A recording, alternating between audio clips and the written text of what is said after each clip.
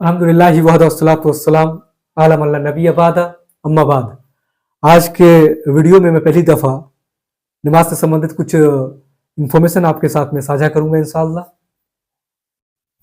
कई मेरे फ्रेंड्स ने मुझसे कहा है कि तुम मुख्तलिफ टॉपिक्स पर वीडियो बनाते हो लेकिन आज तक नमाज के बारे में कुछ नहीं कहा है, तो मुझे लगा कि क्यों ना आज नमाज के बारे में ही कुछ इन्फॉर्मेशन आपके साथ में साझा करूं। सबसे पहली बात कि नमाज के बारे में मुसलमानों को नसीहत करना वैसा ही है जैसे कि शेर को शिकार करना सिखाना। एक मुसलमान नमाज अगर नहीं पढ़ता है तो इसमें सिर्फ हैरत की जा सकती है या फिर इसके ऊपर अफसोस किया जा सकता है, क्योंकि हदीस में आता है कि काफिर और मोमिन के बीच सबसे बड़ा फर्क नमाज का है।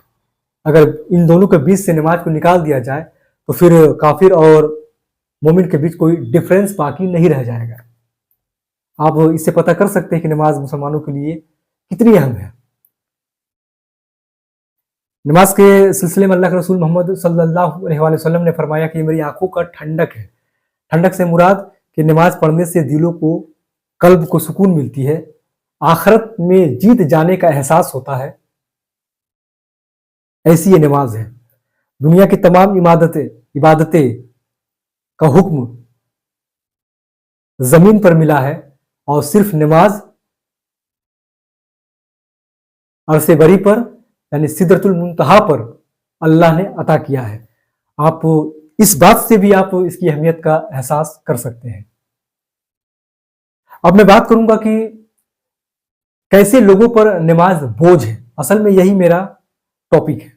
असल में मैं यही बताने के लिए मैं वीडियो बना रहा हूं, कैसे लोगों के लिए नमाज बोझ लगता है। इसका जवाब अल्लाह सुब्हानहू तआला ने कुरान मजीद में बड़े ही वाज़ेह तरीके से दिया है।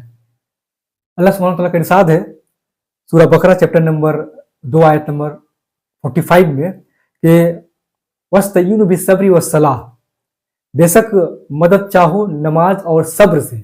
और आगे अल्लाह ने फरमाया कि बेशक नमाज बोझ है, ध्यान दीजिएगा, बेशक नमाज बोझ है मगर उन लोगों पर नहीं जिन्हें यकीन है कि वो मरने के बाद वो अल्लाह से मिलने वाले हैं, यानी अपना हिसाब किताब देने वाले हैं। ऐसे लोगों के लिए नमाज बोझ बिल्कुल भी नहीं है। पता ये चला कि वो मुसलमान जिन्हें आखिरत पे यकीन है, जिन्हें इस बात का इल्म है, मुकम्मल इल्म है और विश्वास है कि उन्हें मरने के बाद उनसे सवाल जवाब होगा, उनके अपने अमाल के हिसाब किताब देने होंगे, ऐसे मोमिन के ऊपर नमाज बिल्कुल भी बोझ नहीं है। तो इसका ऑपोजिट क्या होगा?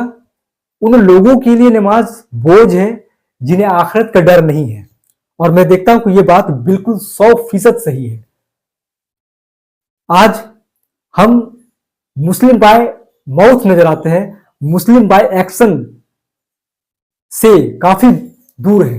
यानी हम सिर्फ जुबान से मुस्लिम होने का दावा कर रहे हैं लेकिन अमल हमारी ये बताती है कि हम मुसलमान होने का जो फर्ज है बिल्कुल नहीं निभा रहे हैं। हमारे लिए चंद इबादतें को अंजाम देना ही अपनी जिद जाने का जरिया हम समझते हैं। आज के अक्सर मुसलमानों को ऐसा लगता है कि अगर वो चंद इबादतें कर लेते हैं तो उनका काम आखिरत में बन जाएगा। इस गलतफहमी को दिल से निकालने की जरूरत है।